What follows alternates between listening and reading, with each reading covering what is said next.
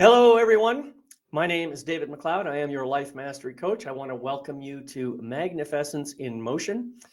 And, you might be wondering about that word MagnifEssence. It's a word that I coined several years ago when I wanted to capture the essence of this idea of authentic magnificence.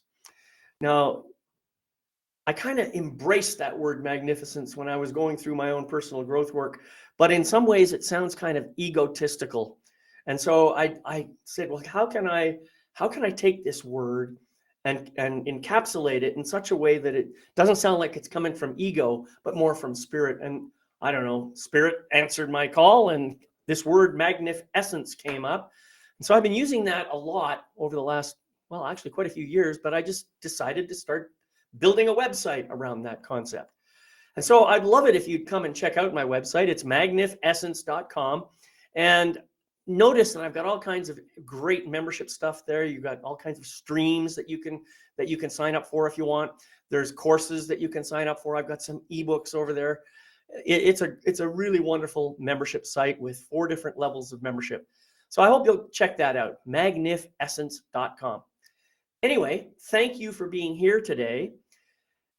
This is episode number 11, and our title for today is Your Story is Your Medicine. As you may already know, the human brain is wired for stories, not just as entertainment, but as a fundamental tool for healing and growth. Neuroscience reveals that when we reframe painful experiences into coherent narratives, we activate the prefrontal cortex, reducing the emotional grip of trauma and integrating fragmented memories into wisdom. Studies in post-traumatic growth show that individuals who consciously engage with their struggles often emerge with greater resilience, purpose, and empathy. But this isn't just about personal catharsis, it's about alchemy. When we transmute our wounds into stories told from a place of holistic authenticity, they become potent medicine. Not only for ourselves, but also for others who may be hungry for raw, relatable truth. For this episode of MagnifEssence in Motion, I've invited back my good friend and colleague, communications and emotional wellness coach, Gayle Nowak. She's going to be joining me as we journey from wound to wisdom by invoking the transformative power of storytelling. So please join me in welcoming Gayle Nowak to the program.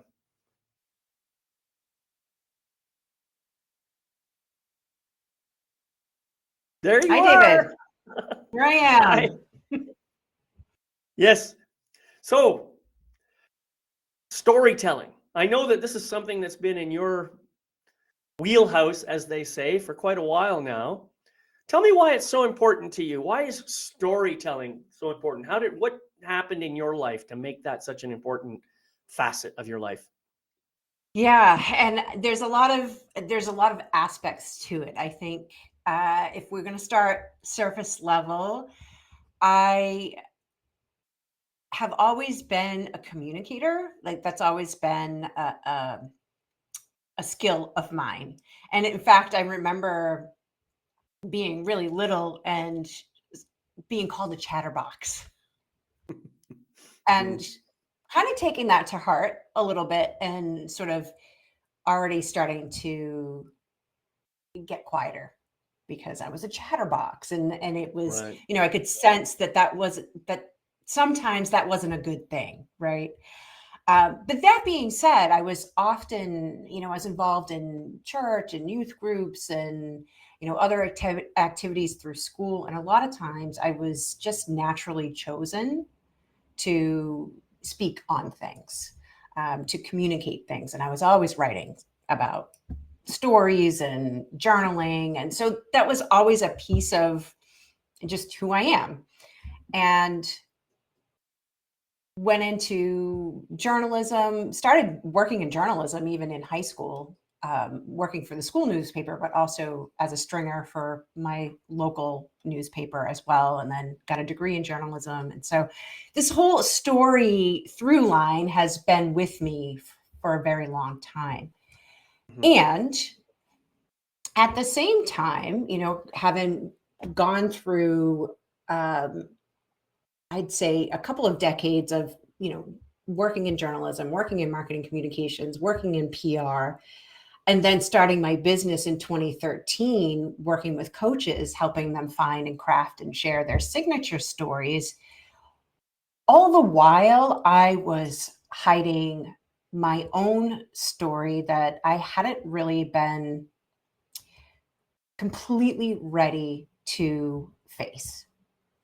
And that was the story of, being as a child, growing up in a dysfunctional, abusive family and making a promise to stay silent after experiencing abuse. Mm. And having that fear keep me silent for many years until I finally got the courage to break that silence and share this with my family, who didn't believe me, and feeling really confused, shocked, and really kind of invisible, kind of like my truth doesn't matter. What I'm sharing here doesn't matter. And really internalizing that for a long time, many, many years. And so my business sort of became this catalyst for that, for the opportunity to look at that again, that experience and the story that I had created around it, a belief that I had created around it, that my truth doesn't matter, my story doesn't matter, my needs don't matter, all the things, right? It gave me the opportunity to look at that again. And so this is how spirit works. It so works in mysterious ways, right? It's not always like the direct path. And for me, it came through working with other people and hearing their stories and noticing how we all carry these painful experiences and these wounds. And why was it that I could be in a room with one of my clients and see and hear all the wisdom and the brilliance, even from a painful experience, and yet was struggling to see my own experience that way. So that was really kind of a wake-up call for me, to start thinking about story not only as entertainment or a strategy or a way to deliver your message or even a way to influence other people, but as this opportunity for healing and transformation. Right. Yeah, that's beautiful. And it's interesting as you're speaking. I think that this idea, first of all, I don't think there's any such thing as a non-dysfunctional family. Just so you know, that's just my judgment. I think all families have some degree of dysfunction.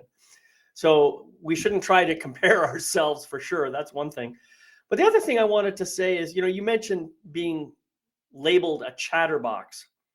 And I find it, as you were saying that, now no one ever called me that, but I certainly had some other choice phrases that I heard from my parents.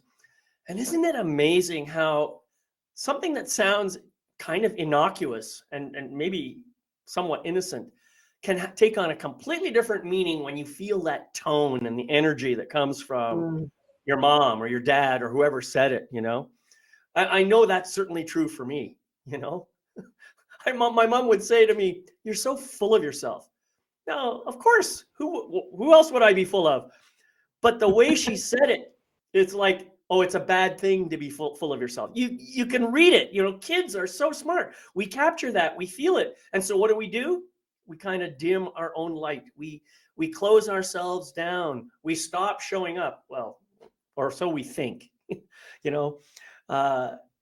And I hear you saying the same thing. You stopped talking. You started hearing this message. I'm sure they didn't say this directly, but you're hearing the message. I'm not important. My message is not important. My story is not important. What I have to say or do or think or whatever is not important. And you eventually probably came to the conclusion, I'm not important. Yeah, exactly. Yeah. And so all of us go through that. All of us, every single one of us. I don't think there's a person on the planet or in history who hasn't had that experience on some level. And so the question is, how do we get ourselves out of that? How do we, first of all, recognize that it's happened to us? And then secondly, how do we get out of it? What do you say to that? Yeah. And I know for me, speaking from experience, it took a really long time to even recognize that that was a belief or a survival pattern or a program, right? That I was operating in. I mean, it took decades for me to really uncover that. And Yep. there were things that seemingly weren't connected that were showing the way for me. So for example, I mentioned my business, like that really was a huge catalyst for me, like not getting the results that I wanted in my business using my typical ways of being, right? Using all, I was a really great student growing up. I'm responsible, I'm organized, I'm got a little bit of that good girl. I got a little bit of a bad girl, but I got a little bit of that good girl too, Sure, right? sure. Yeah, Like A student kind of thing. And there's a piece of that is really truly me, and there's a piece of that is performative, right? Like this is how I get attention, by being a good student, right? And so with my business, Interesting. it was just me and my business, right? I didn't have to perform for anybody. I just had to get the results. At that time, I was really focused on the results. I see it very differently now, but and I was like, wow, all the ways that I would normally go about this are not working. So what's going on here? Right. And it just kept getting more and more uncomfortable for me. And really it got to this point where I was like, I'm not, I recognize like I'm not in integrity here, because I'm working with clients in a very deep and vulnerable way. And yet I am not sharing as deeply and as vulnerably as I'm encouraging them to be, right? And so I felt that misalignment. And so that's something that I would encourage people to start to just notice, right? Any place that you're feeling like, I'm not getting the results that I want, or I notice this pattern, like this thing just keeps coming up over and over and over again, and just noticing, and getting curious about how that shows up for you. Those are signs of, maybe there's some sort of limiting belief that's behind this, or there's a hidden truth that's actually not true running this pattern right now, the way that I'm showing up right now. And then, so how do you change that, right? And I think that change comes when we're committed. Yeah. We all do this thing where we might even be aware, and yet we haven't gotten to that commitment stage Right. yet. And it's okay to sort of be in that in between place of, okay, I have this awareness that, I'm not, this isn't really working for me. And at the same time, like, I'm not sure if I'm ready yet to really focus on this and change this. Right. And that's everybody's choice to be in that space for however long, but you're going to get the same thing. Right. So I would say, if you're going to be in that space of like, I'm aware and I'm not changing, then recognize that things aren't really going to change for you. Right. But the real change comes when we're committed to creating something different. Right. And then that's when the real work starts to begin. Right. Right. Well, you said a few things here that I wanted to just follow up on. First, it takes a long time. And yeah, I had that same experience. I didn't even really become aware of my own level of dysfunction until I was in my 40s, early 40s. And I had this idea in my mind. I was doing everything that I was supposed to do according to the rules of society, and but I wasn't getting the happiness and the success that I thought I was supposed to get by following those rules. Right. And so I was becoming more and more angry and resentful, and I hadn't quite got to the point of being ashamed yet, because I hadn't really understood my own pathway to get to where I was. And so I have come to the realization, and you mentioned that it took a long time for you too. I wish it didn't take me 40 years. You know, I have tried to help my own children, especially my two sons, to get a deeper sense of who they are in their lives. And to some degree, I think I've succeeded. But I've watched them, and I realized they still have to go through their difficult challenges. They have to have their own disbeliefs and or false beliefs or whatever, and they have to figure out for themselves that they don't work. I can tell them all day long, and it just makes no difference. So I think it's great that people like you and me are here to share what happens if you follow a particular path. Or I can't guarantee that if you follow this exact same path, the same thing's going to happen to you. But this is what happened to me, right? And so I think what you and I are doing now is we are sharing our stories. We're sharing the parts of our lives that didn't work, that may have actually caused a lot of problems and challenges for other people in the world, not just for ourselves.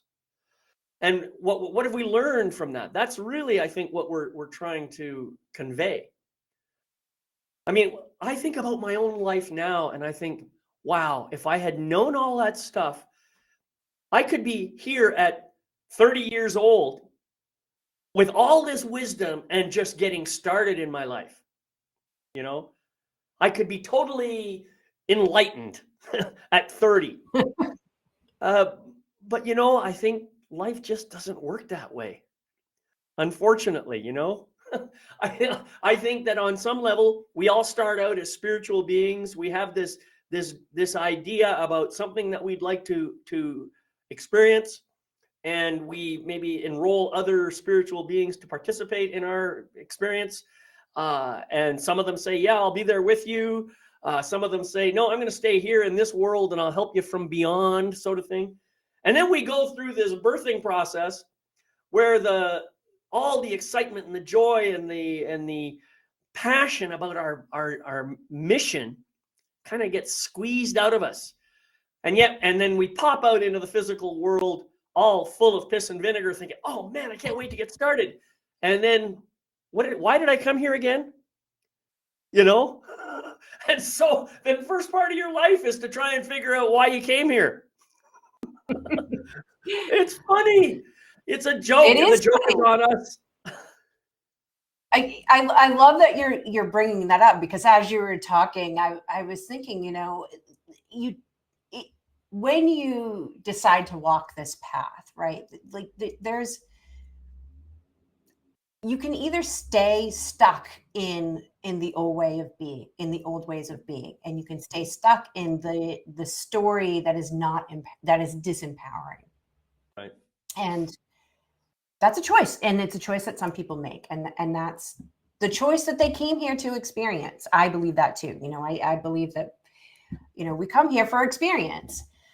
And when you decide to walk a different path and you start to bring in something greater than yourself, whether you call that spirituality or consciousness or whatever term you have for it, but you begin to experience yourself not only as the main entity in the story, but sort of a character in a bigger story, for example.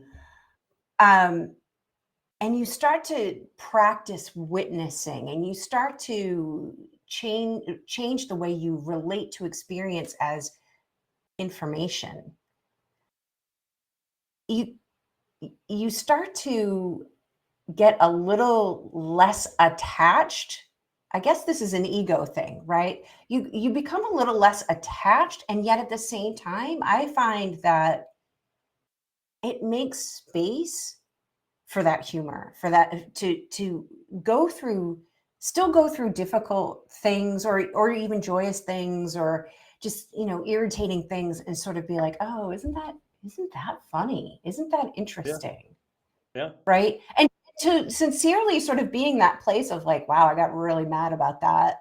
But, you know, it's 2 days later, and now I see how ridiculous it was. Exactly. Right? And so, but you have to start with yourself, and you have to be honest with yourself wherever you are on that spectrum.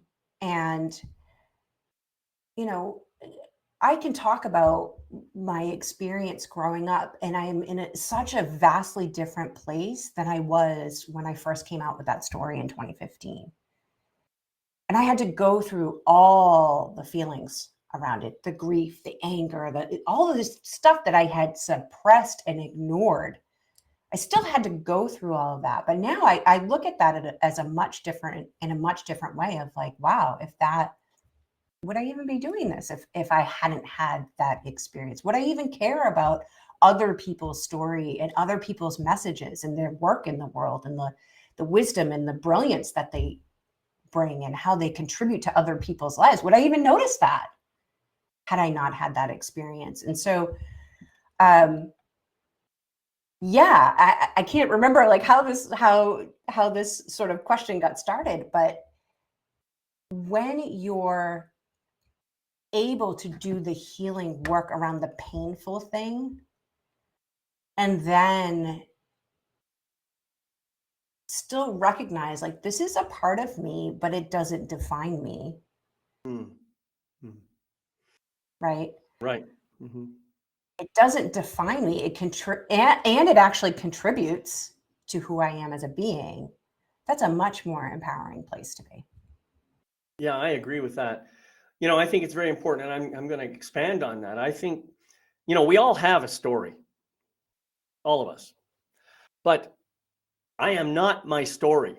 My story is just a series of events that took place over the course of time that describe different aspects of who I was choosing to be in the moment when those events happened.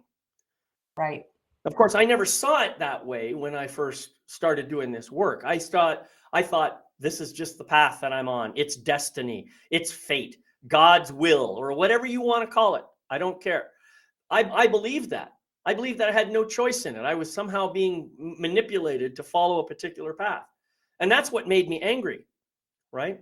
It wasn't until I realized, wait a minute, I obviously made a choice here. What if I choose not to follow that path? What if I choose instead to follow a different path that's more aligned with who I believe I really am? What if I choose that? Then what happens? Mm-hmm. Well, then I begin to look back to my story and I see, wow, how much did I learn from each of those events that took place back then? What was the gift that I can take out of that piece and bring forth into this present moment?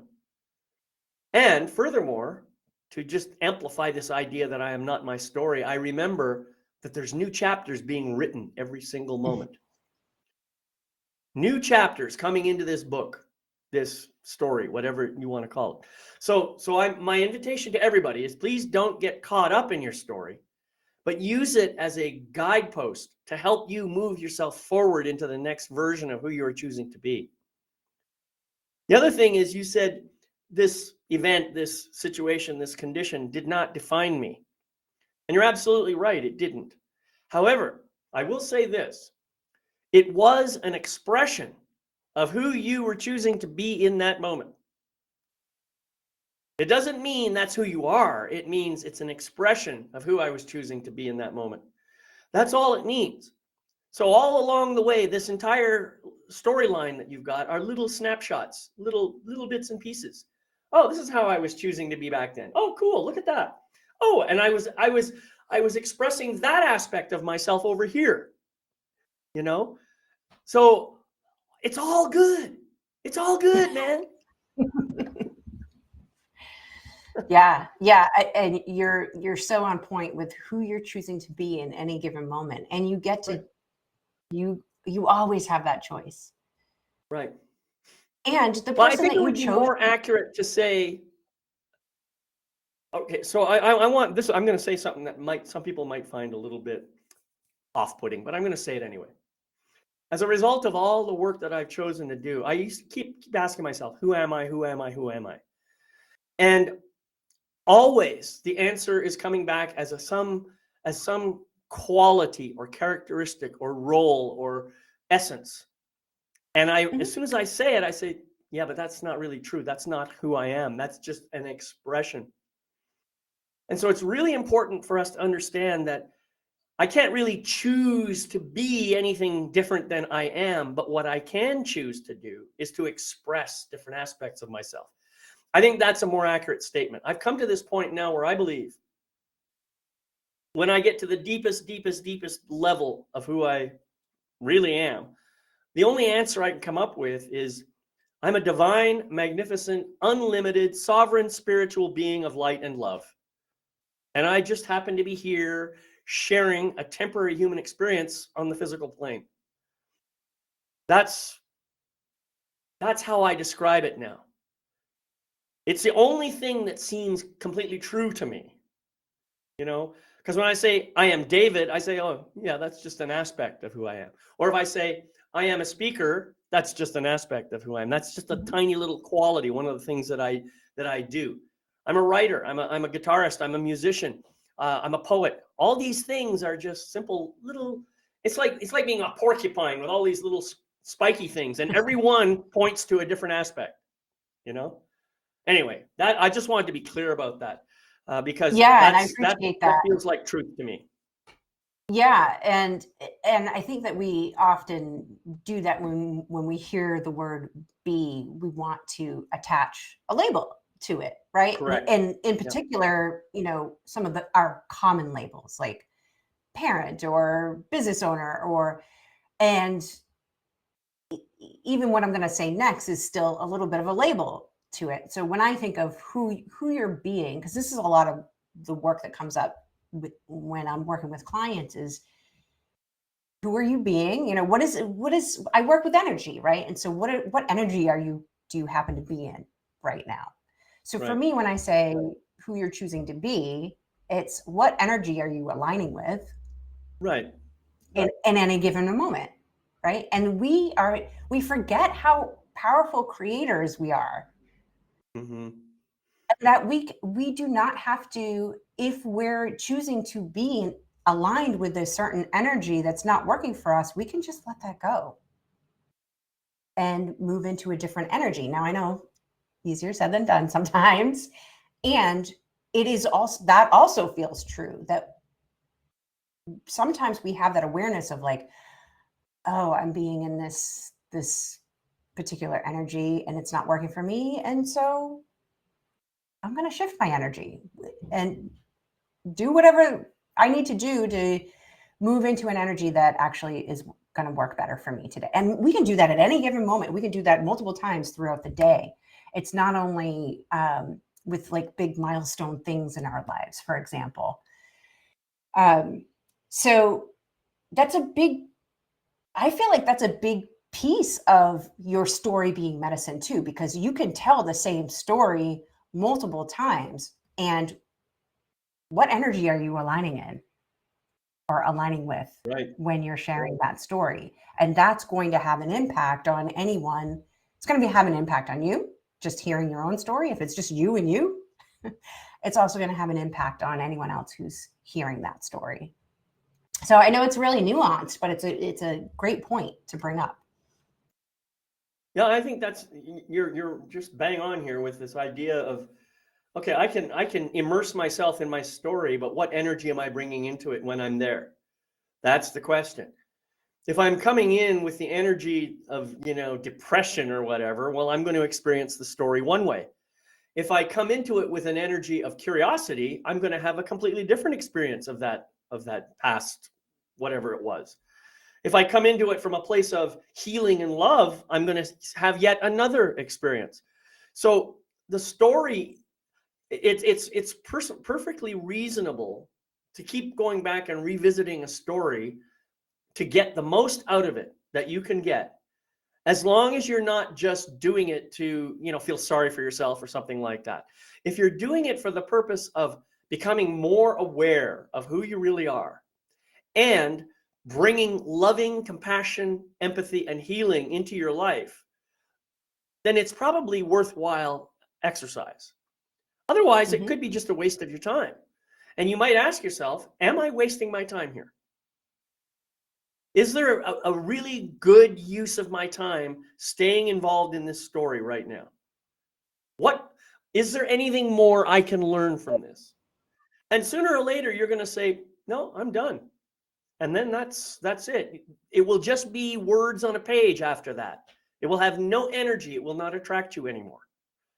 That's the beauty of this process, you know? And just to tie this all up, the key here is awareness. And so what's a great way to increase awareness? Well, this is your favorite topic, Gayle, curiosity. Ask questions. Yes. Yeah, absolutely. Absolutely. Ask questions. One of the questions that I pose to people around story is, what story have I been afraid to tell? Right? Yeah, that's a good one. What story have I been afraid to tell and know it would free me if I did tell it? Whether it's simply just speaking it out loud for yourself or writing it down for yourself or sharing it with one other person. Not all stories are meant to be shared with the public, right? Like that's another thing that comes up in my work with clients is like, well, they'll hear a story like mine or something that's kind of,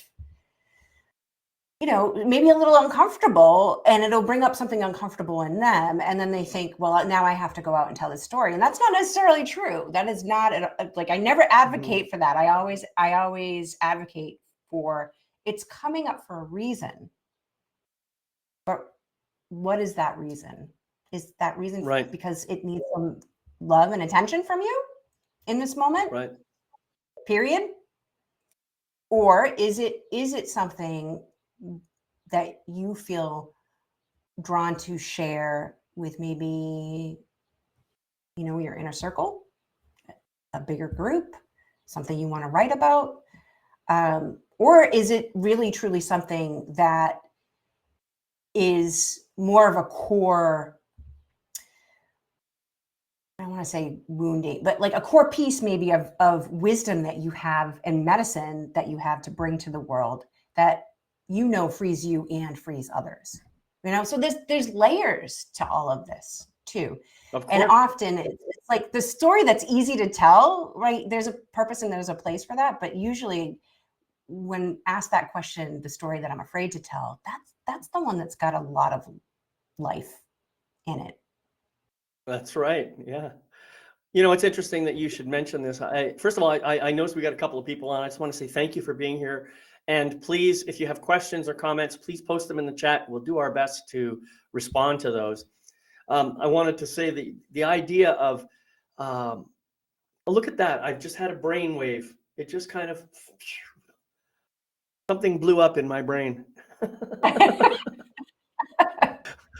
I think you were talking about, repeating stories. And I think that, oh yeah, I know what I was going to say. I have shared in my writing a lot of my personal story. And I've done that because I felt that it was appropriate and relevant to the topic at hand. But there are still parts of my story that I have not shared in any kind of a public forum. I have certainly shared them in private groups, groups where I felt that it was necessary for me to do some healing around it. So the point here is not that you have to share anything with anybody at any time. The point is that you can, if you choose, share a story in the appropriate context and realize that it may have a really powerful benefit for someone else. There are people in our world who have experienced pretty horrific abuse. And it's only because somebody chose to speak up about this abuse that other people have felt empowered to do the same.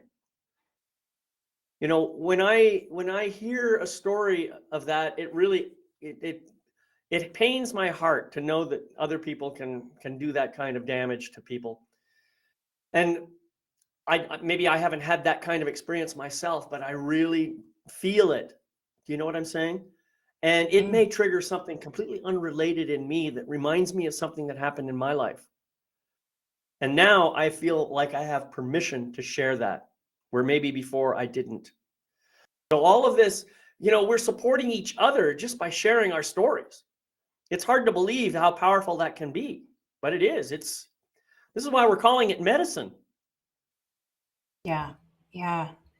Yeah. And I would say, you mentioned that you've shared personal stories, in groups, probably in specific coaching programs or containers or healing circles. And those, when you're dealing with a story, maybe that, is one of those stories of like, what is the story that I'm afraid to tell? It might be good to be in that sort of supportive environment first. I didn't know this when I chose to come out with my story publicly. And I think that it happened that way so that I could have that experience and know how challenging that was. Because when I came out with my story publicly, I felt sick. It didn't feel good. I was worried about, offending people. I wouldn't say getting canceled because it's not like I'm, some big, huge celebrity, but I was worried that people were going to get mad. They were going to be offended. I literally felt sick. And that was just in writing. And then shortly after that, I was giving a presentation and I was sharing my story to a group of about 50 people. And it was very traumatizing for me because I hadn't taken that step to, number one, I had gone through the process of getting it out for myself, but I would have benefited from an intermediate step of being with a guide or a safer container to share that story first, to kind of get my feet under me. So I'm glad that you brought that up because sometimes we have to use discernment about, number one, who gets to even hear this story, but also discernment around where am I at in this journey and what do I actually need to support me at this time? Like maybe I'm feeling like this is something that is meant to be shared with more people at some point, but am I really there yet? What do I need to get there? Right. I think that's a powerful awareness that you've just brought up, and something that I think is very, very important.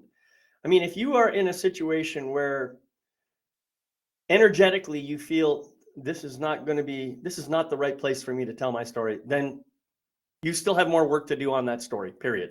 Right. It's just simply that simple. Yeah. That's all it is. It's not until you can look at your story, as I mentioned before, as dispassionate words on a piece of paper, that there's no energy left, and you've learned all you can learn. Now you can safely tell that story anywhere because there's nothing left and nobody can hurt you with the words on that story. You already know this. You've learned it. You've done the work. You may have had to share it in, like we said, in very, very specific groups, once or twice, or maybe 3 times. Who knows? Maybe 100 times. I don't know how many times it's going to take, Right. But whatever time it takes, remember, you're doing this work to heal yourself. And it doesn't really matter what anybody else thinks. Even if they come at you with attacking words, it doesn't matter. It's irrelevant. That's just them having their reaction to whatever is going on, inside them. And you can become defensive and say, well, screw you. This is my story and I'm going to tell it the way I want to tell it. Or you can say, I'm sorry, this is bringing up so much for you. Maybe there's an opportunity for you to do some work up for this for yourself. So yeah, I discernment is a good word. Discernment is one of those aspects of awareness, right? Mm-hmm. So yeah. And you mentioned layers too. I want to come back to the idea of layers, because I totally agree with you on this. So why don't you say a little bit about what you mean about different layers of an issue of whatever the story might be revealing? Yeah. So It's interesting. As we were talking, I was thinking about, it's going to sound weird, but I think I'm going to go there because I think it'll all make sense. So several years ago, I had the opportunity to go to a race car driving school. And the first thing that they had us do was just get out and walk the track. You know, they did. No, my bad. The first thing we did was sit in a classroom and learn some things. Then we went out and walked the track. They didn't put us in a race car as the first step, right? This whole process was a layered process. Then we drove in a group with a regular automobile on the track. One of the instructors drove, and a bunch of us were in, it was like a minivan on the race car track. Then we got into the race cars with the instructor, and they drove around in the race cars. Then we switched, so step by step by step, so that by the end of the driving school, we were driving the cars on our own. And first it was just each individually on the track, and we built up to 4 of us on the track at a time. And sometimes story is like that, right? Yeah, right. Sometimes you can just get in the car and go, right? Sometimes it's that kind of story. And sometimes you need to experience a little bit of it and process it, and then apply it, and then experience a little bit more and process it and apply it. So that's kind of how I think about it. Those different layers. And again, like it varies for the individual person. It varies for where you're at on your journey.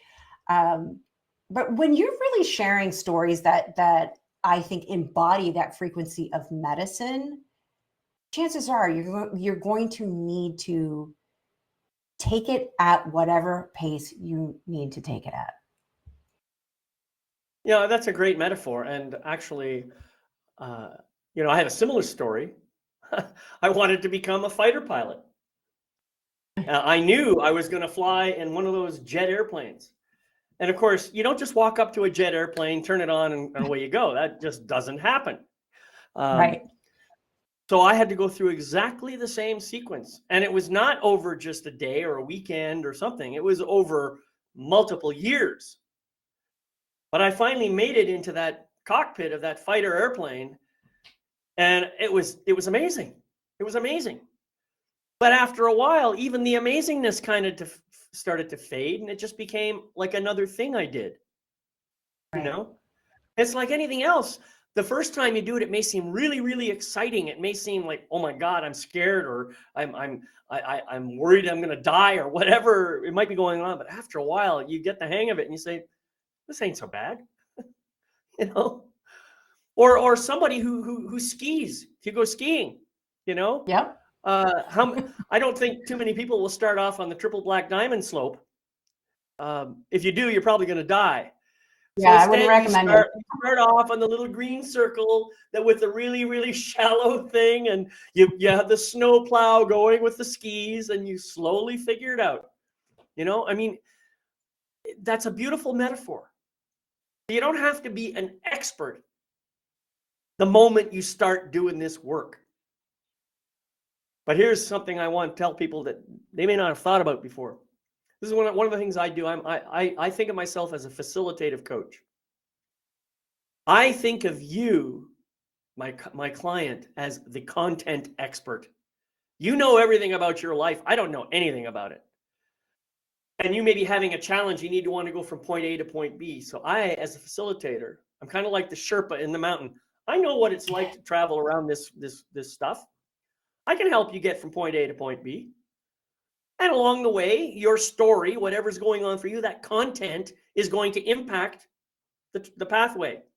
And when that content comes up, we'll deal with it. That's how I like to work. So, you are the expert on your own life. I may be the expert on how to get from point A to point B, right? And that's what we do together. Yeah, that's also a brilliant metaphor, and that's how I like to work with my clients as well. There was a period of time in my business where I was really sort of, my messaging was more around authority positioning and expert positioning, and no surprise that that felt out of alignment for me pretty quickly. um, and I get, and my marketing, the marketing side of me, I get it and I understand what that's all about. And at the same time, the way that I wanted to work with clients was very similar to what you described, David, is that you the best. Now, I may see things, or I might ask some questions that might challenge sort of your point of view at any given time, or just raise some curiosities or different perspectives. And I trust you to know what is true for you. And sometimes, and a lot of times we're trained out of trusting that in ourselves. And so there might be a little bit of helping a client reconnect back into that. Right. But I don't like to come into the, I shouldn't say it like that. I like to come into the container and the agreement with the client of, yes, there are some things that maybe I have experience with and that I know because I studied it, because I do it, that you don't know. And I'm happy to answer those questions. And I also want you to really be connected to what is true for you in any given moment. I trust you to trust yourself. Oh, you're muted, David. Yeah. I'm sorry, I muted myself because I had to clear my throat. I was going to say, this all boils down to one thing, which is communication. And communication is absolutely key. So the question is, how can someone learn how to communicate truthfully and honestly, knowing what his or her story might be, without necessarily using words that are deliberately intended to hurt the other people or the person being spoken to? That's a starting point. I mean, this is something that we all have to deal with. What do you say to people who have that kind of question?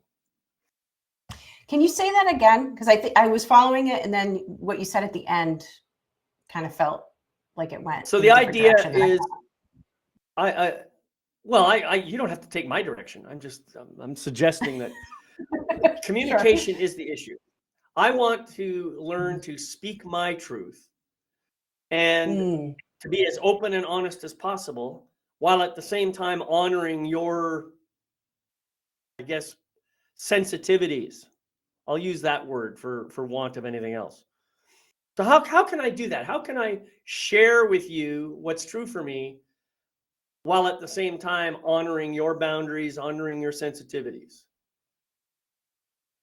Yeah, and you're right. You bring up the word communication, and I think that requires, number one, trust, right? Trust in oneself that their truth is their truth, but also trust in being able to receive whatever the outcome is of that conversation. Because some people are going to be able to meet us in our truth. And, I like to believe that most of us, like, get off of TikTok. I'd like to believe that most of us actually do care about other people's feelings. And we want to approach people with compassion and respect. I really do believe that. Maybe that's idealistic of me. We don't always have the skills necessarily, but I think that the intention is there. Right? So sometimes it's just a skill issue and we just need to practice our skills. Right. Giving the benefit of the doubt that, you've got two people who are in conversation and sharing what's true for them, and maybe not in agreement with each other, or maybe they are in agreement with each other. I think it's really about just being connected to your own truth without needing the other person to necessarily agree with you. And the other person being able to be with your truth and be okay with not agreeing with you. Right? And not getting upset or mad or going into judgment or talk about making up a whole story about what it means, right? And again, sounds easier said than done.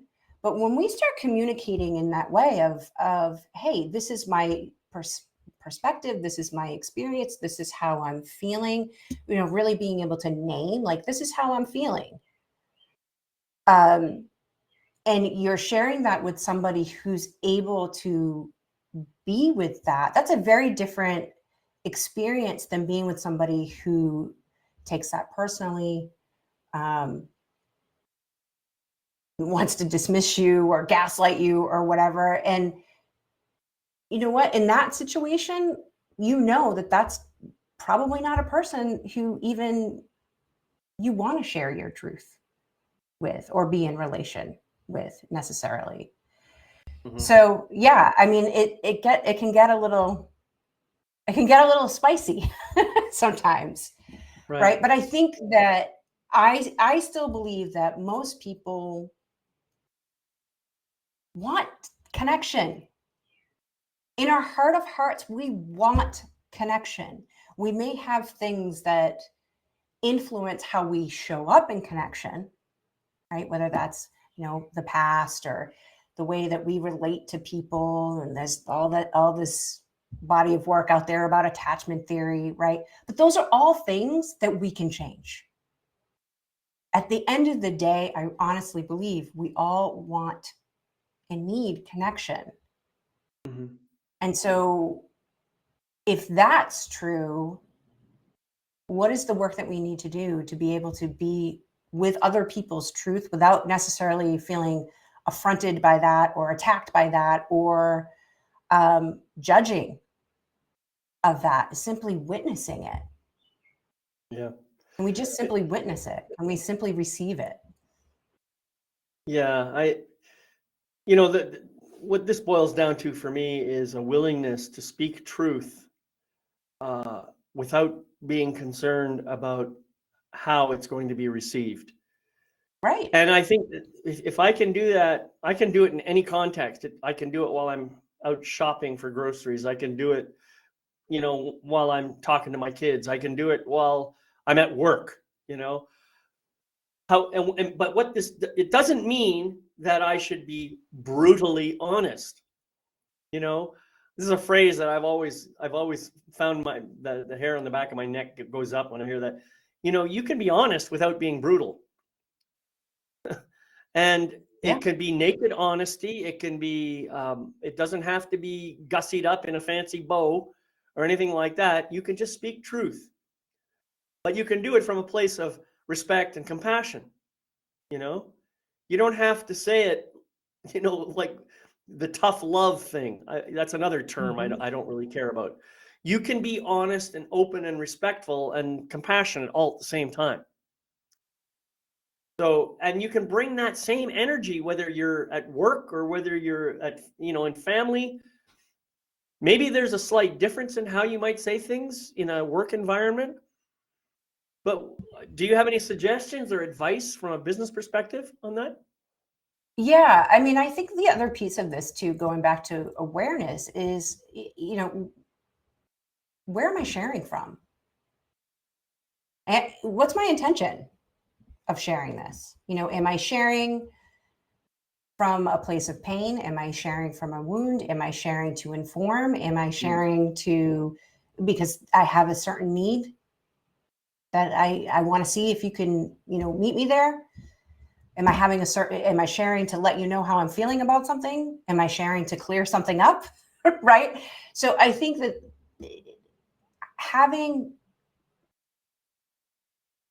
we're all going to get triggered and we're all going to just have those moments where it comes out, right? And I think if we get a little bit more conscious about our intention for sharing something, am I sharing my truth because I want to make you wrong? Mm. Or am I sharing my truth because I notice that I have a different perspective, and I'm just curious how you are going to respond to that perspective, right? Those are two very different energies. You know, and as you were saying that, I'm thinking every one of those awarenesses could be a form of preface to what you want to share. For example, I might come to you. I'm just going to use your most recent idea there here for a moment. Gayle, I'm noticing something coming up for me, and I would like to share because I've got this story in my head that I want to make you wrong. Yeah. Now, if I just said that, you'd be looking at me. I don't know how you'd react, but you might say, "Oh, really? What's going on?" Or something like that. And then I'd say, "Yeah, this is all about me. I know that. This is if I'm going to be honest, right? If I'm going to be Right. honest, and this is something everybody needs to do. My truth is, I've got this story in my head or this objective in my mind that I need to say something in order to make you wrong. I got this thing, and I just want to understand what that's all about." And then maybe if you were willing to have a conversation about this, I might say, "Well, I noticed when you said XYZ or you did ABC, I had this reaction." And I thought, I had this judgment in my mind. Oh, she's just a big busybody, a chatterbox busybody. That's what came up for me. Right. And I guess I wanted to react. I wanted to shut you down. I wanted to, to take over. I wanted to make you wrong. That's how I reacted. And I don't like the way that felt, you know? Yeah. So Yeah. you don't have to do anything. I just wanted to share that with you because I was just noticing that coming up. I think I got some work to do on myself, but thank you for reflecting whatever it was you reflected for me. Now, how many people, what kind of relationships do you think you'd have if you were able to approach people in that way? Take full responsibility for your own reaction, share the truth of your reaction, and then say, "I don't expect you to do anything. It's not your work, it's my work." Can you imagine what this world would be like if we all could learn to do that? It would be incredible. It would be incredible. And that is the work, to be able to have conversation and communication that is open and vulnerable and in flow. Right. And that's really what I'm hearing from your example. And we've talked about that example a few times in a few different formats, and it's something that really stuck with me that I have applied since we've talked about that. And it creates a very different dynamic. It's very disarming. Even if you don't get to the point of, look, I know that this is all within me, or I forgot exactly how you said it, but even just going and saying, you know what, when this happened, this is how I felt, and I've got this whole story going on about it. Like I've done that with people, and it does open up the conversation versus going and sort of being defensive or combative, or you're wrong, or it just kind of stops everybody in their tracks, and it opens up the communication of like, oh wow, that wasn't what I intended at all. Like, let's That's talk right. about, people who care are going to want to talk to you about it, and the people who don't, you'll know immediately. Yeah. You'll know it immediately. It's funny. You mentioned the ego mind before, and that's all it is. My ego mind, if I let my ego mind run the show, it would be saying, "Gayle, you're such a chatterbox busybody. Leave me alone. Go away." That's how my ego mind would deal with it. But when I let my soul come into the conversation and my heart speak from there, then I can tell you from a whole different place. I noticed that my ego mind's got all this stuff going on. And it's all about a reaction. I've got some emotion going on, this and that and the other thing. It's a whole different thing because now I'm making it about me and I'm not trying to project it onto you. Very, very different vibe. Yeah. And the ego's doing what the ego does, which is protect. That's right. Yeah. Right. So Gayle, we're getting close to the end of our time here. I know that you have a special event coming up for coaches. Would you like to share a little bit about what that's all about? Oh, yeah. Wow. I wasn't expecting that. Yeah. So I have a retreat that's coming up July 18th through the 20th. It's called Come Home to Your Truth. It's for spirit-led leaders, healers, conscious entrepreneurs. And it's really about reclaiming your voice and allowing your true self to be seen and heard and received fully. It's going to be in New Hampshire on Lake Winnipesaukee. And if you'd like more information about that, please feel free to reach out to me. You can go to my website, GayleNowak.com. And there's several different ways that you can contact me through there. Great. This sounds awesome. So this is an in-person event, then. It's not an online In-person? event. It is in Beautiful. person, yes. Yeah, it sounds really awesome. And so I'll definitely do my part to help promote that and tell people about it. But thank you. Now you've just given me a visual soundbite that I can share. How about that? I love it. Thank you. Yeah. So before I close out, do you have any final words you'd like to share about this notion of story and how you can embrace it and make it more healing for yourself? Yeah, I do. I'd really encourage those who are tuning in to think of your story. You know, sometimes it feels like a burden, and that's part of the process, right? That's part of the process, and it doesn't have to stay that way. Change is possible, and really, it can be a blessing, especially when you're working through it and you're healing from it. And if you choose to share it, you're doing so in alignment. So, you know, I would say your story holds a lot of brilliance and magic and wisdom and medicine for you first, right? For you first. And then for others, if you choose to share it with them. Yeah, beautiful. Well, thank you so much, Gayle. It's always a joy to spend time with you. I always enjoy our conversations. And I want to thank everybody else for being here today. Thank you for showing up on the live presentation or for watching the recording, whatever it is you're doing. Before I close out completely, I just want to remind you, my name is David McLeod. I'm your Life Mastery Coach. This is MagnifEssence in Motion. And today's episode is called Your Story is Your Medicine. So I hope you enjoyed that. And I'm going to close with my Life Mastery mantra. It goes like this: 3 sentences that you can easily memorize and use in your own meditation. I gratefully forgive the imperfect being I have been in the past. I gratefully accept the magnificent being I am right now. I gratefully welcome the evolved being I am becoming in each new moment. So thank you all once again for being here. I wish you love, light, and blessings on your continuing journey. I'll see you the next time on MagnifEssence in Motion. Bye-bye for now.